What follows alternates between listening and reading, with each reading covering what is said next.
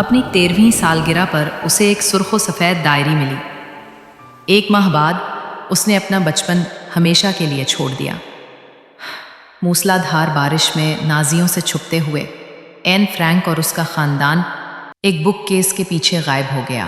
761 دنوں تک ایمسٹرڈیم میں یہ خفیہ کمرہ ہیت آختر ہیز ہی اس کی دنیا بن گیا۔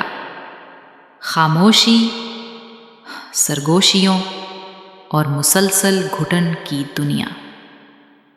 لیکن ان دیواروں کے اندر این نے اپنا اصل سفر شروع کیا، ایک چھوٹی لڑکی سے ایک باہمت مصنفہ بننے کا۔